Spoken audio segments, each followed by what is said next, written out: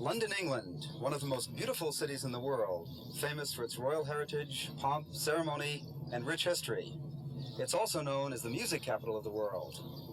My name is Paul Anthony McCrae, and I'll be your host and conductor for this 5-part journey into one of the most magical and exciting musical wonders of the world, the Symphony Orchestra. Together, we'll discover the orchestra.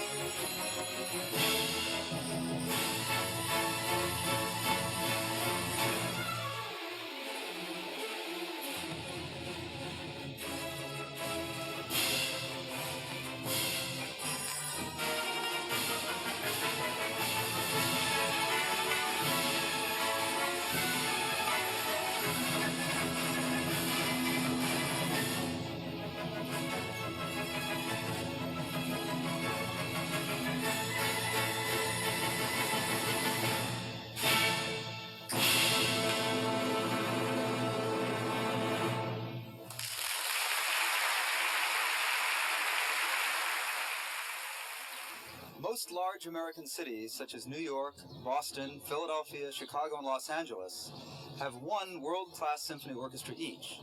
London has 4 of these great orchestras: the London Symphony, the Philharmonia Orchestra, the London Philharmonic, and the Royal Philharmonic. On any given night throughout the year, there can be as many as 4 or 5 major performances going on at the very same time, making it difficult to choose one concert over another.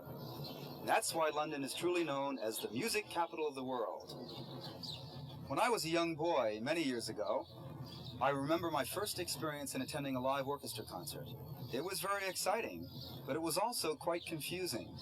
I didn't have any background that would make the orchestra more understandable and enjoyable for me. As I remember, that orchestra resembled a vast musical jigsaw puzzle with upwards of 100 instruments on stage. Now, if it was confusing for me, then I'm sure that it could be quite confusing for many of you too. So I'd like to concentrate during these upcoming musical programs on simplifying the orchestra so that it will be easier and much more meaningful for you to enjoy now and throughout your lives. Now, the best way to simplify the orchestra is to break it down into 4 families or sections: the strings, the brass, the woodwinds, and the percussion. Once we've done that, we can easily dissect those 4 sections into individual instruments. Now, while this exploration will be educational, I hope you'll also find it entertaining and enjoyable. Who knows, maybe we'll even have a little fun somewhere along the way. After you've become expert at identifying the various instruments, we're going to unite them all for a wonderful musical celebration, a live concert performance with the Royal Philharmonic Orchestra. Our first program features the string family of the orchestra. So let's visit with members of the Royal Philharmonic and find out why the strings have become known as the backbone of the symphony orchestra.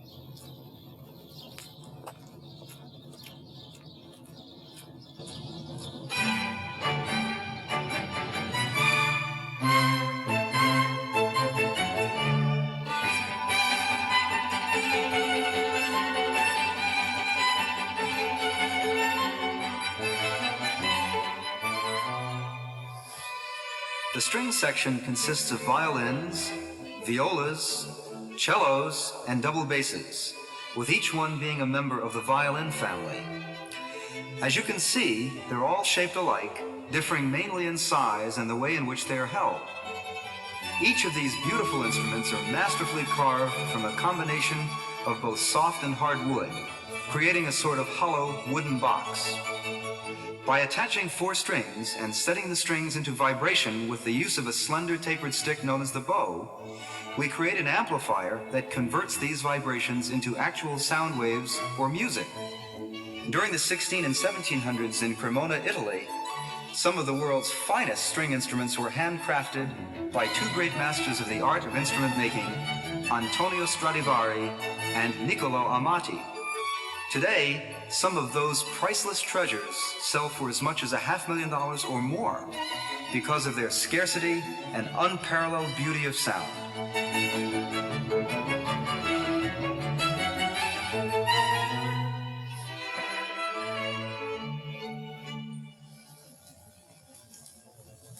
During our visit today, I'd like to introduce each individual member of the string family to you and explore their characteristics in sound, technique, and style. One of the most important facts to remember is that the smaller the instrument, the higher it should sound.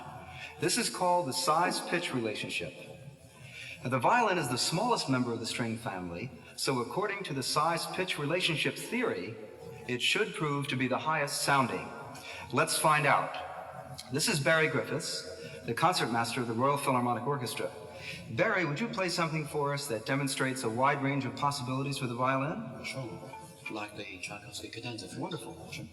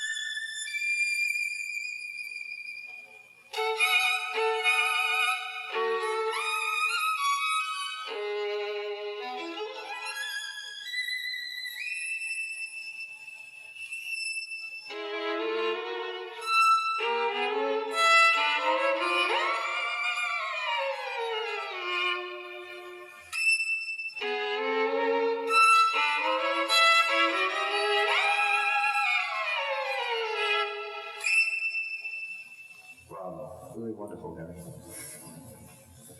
It's obvious from this wonderful display of artistry that the violin is capable of playing just about anything. Of course, it depends on who's playing it. Sometimes it can be very painful listening to a beginning violin student as he or she attempts to get through the initial scratching and scraping period. However, that part is essential and there's no getting around it. Well, I'm sure that you would agree that as the smallest of the string instruments, the violin can certainly play in an extremely high range or register, just as the size-pitch theory states. Now, Barry, how would you best describe the sound of the violin? Well, the violin, of course, is reckoned to be the nearest instrument to the voice. And with apology to singers, of course, us violinists maintain it's better than the voice, the soprano voice, that is. It has a wider range, as you've just heard. And also, of course, it can produce 102 different shades of sound, from very silky sound to a brilliant noise, especially at the top of the E string. You can play over the fingerboard, for instance, producing this sort of woolly, straight, silky sound. And you can also produce a very rasping noise near the ridge, and because of 60 different sounds between the two. So I suppose it is very reasonable to compare the violins to the soprano section of a chorus in that they can either sing or play the highest parts of the music. Now, in most symphony orchestras, there are about 30 violinists, which, by the way, is about 3 times more than any of the other string sections. In view of this abundance, most composers will divide the violins into 2 sections, violin 1 and violin 2, thus creating more inner voices and harmonies. Now, to my left is Peter Kosham, and he's the principal second violinist of the Royal Philharmonic Orchestra. Peter, perhaps you and Barry could play something that would demonstrate what the 2 violins sound like together. Of course. How about some Bach? Right on.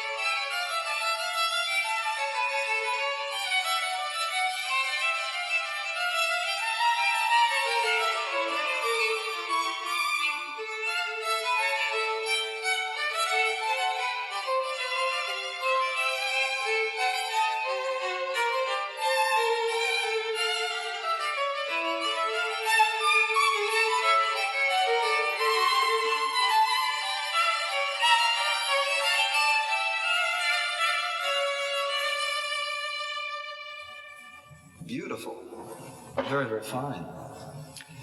Well, we can immediately feel a significant difference with the added second violin, and I like to compare the second violin part to the second soprano part in a chorus. Peter, one of the most frequent questions that most young children would ask would be, if we only have 4 strings, all of the same length, how are you capable of playing so many different notes on the violin? Well, the longer and thicker the string, the lower it will sound. The shorter or thinner, the higher it will sound. We can shorten the length of the string by pressing our fingers down, which controls the length that the string can vibrate. For example, this is an open G string.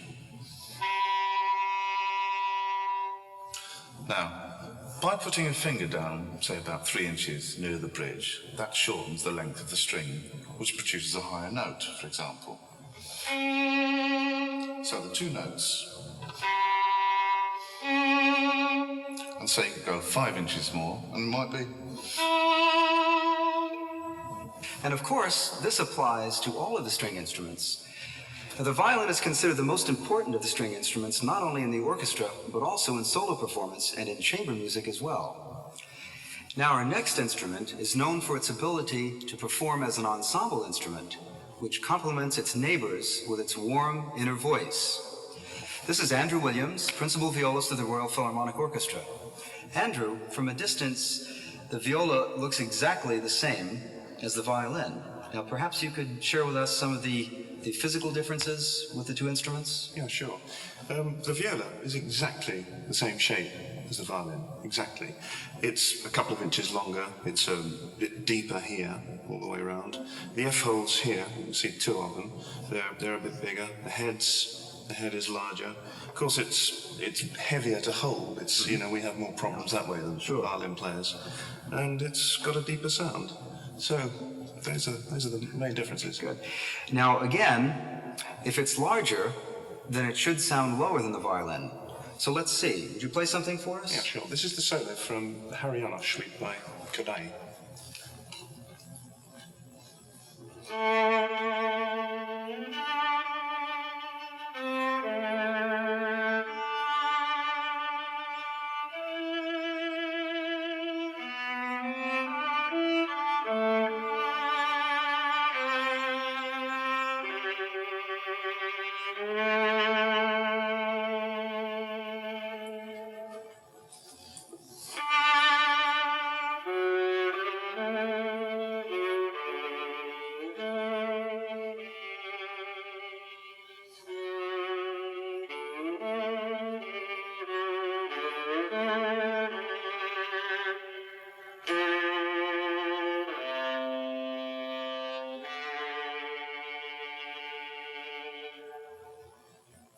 Very, very fine. Very nice.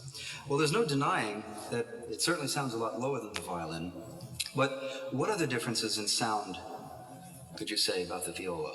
Well, the main difference, Paul, is the quality of the sound. It's a warmer sound, it's more mellow, it's richer, darker sound. Yeah. Yeah. And sometimes it's capable of sounding a little nasal-like, isn't it? Yes, yeah. yes, it is. Yeah. Yes, that's right. Well, in reality, the viola is only about 1/7 larger than the violin. And it's really amazing how much just a couple of inches can change the whole personality of an instrument. The violas resemble the alto section of a chorus.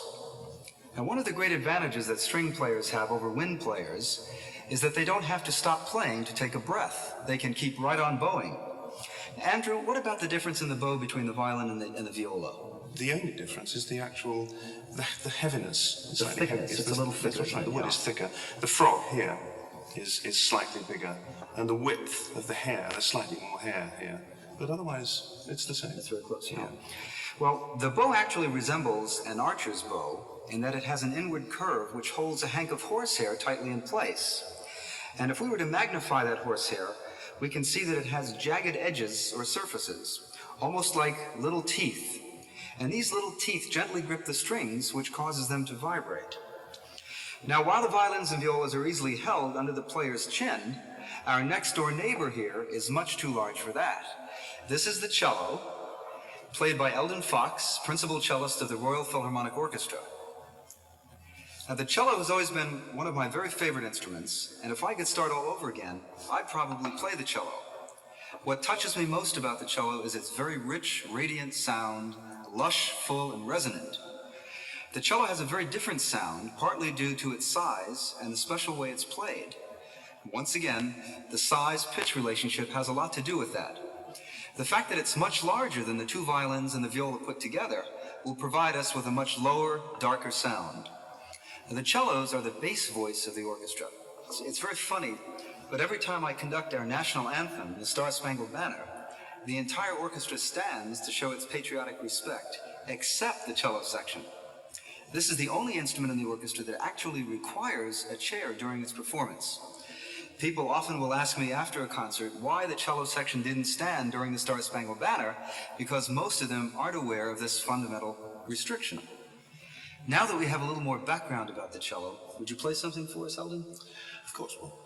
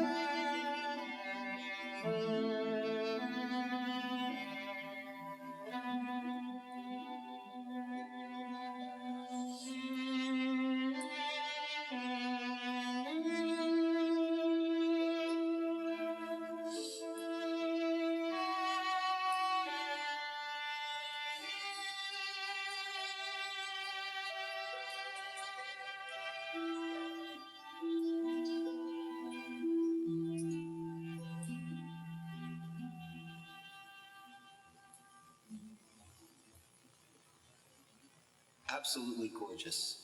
Thank you so much, Eldon. Well, now that we've taken a close look at the violin, viola, and the cello, how about a visit with what I call the grandfather of the string family, the double bass. And this is Jack McCormick, principal bass player with the Royal Philharmonic Orchestra. Now, the double bass by its sheer size and magnitude alone gives an aura of a grandfatherly image. But once again, the size-pitch relationship will dictate that this instrument is unquestionably the lowest member of the string family. Now, let's listen to Jack.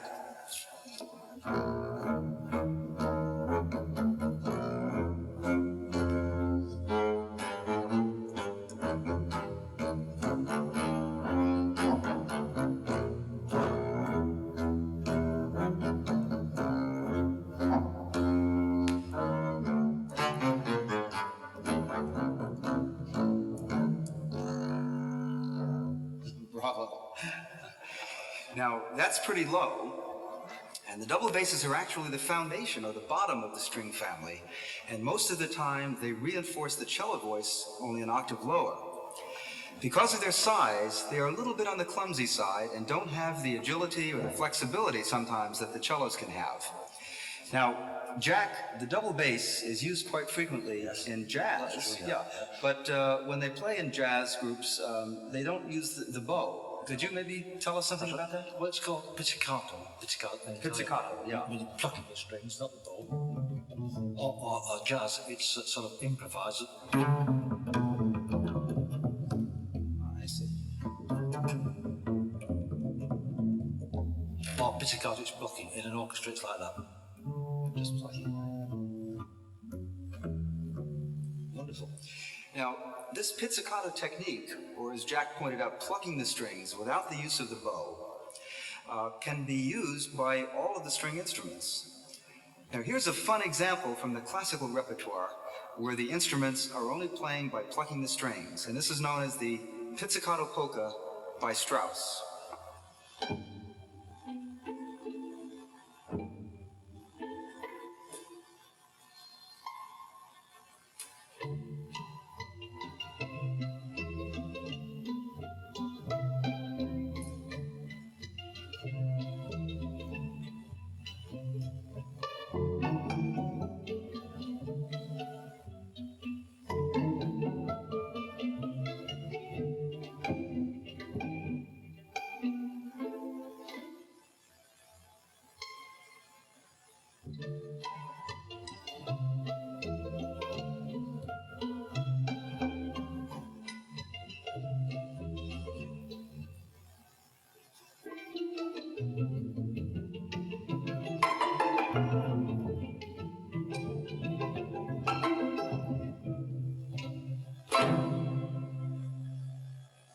Remember, the string family is made of 4 instruments: the violin, the viola, the cello, and the double bass.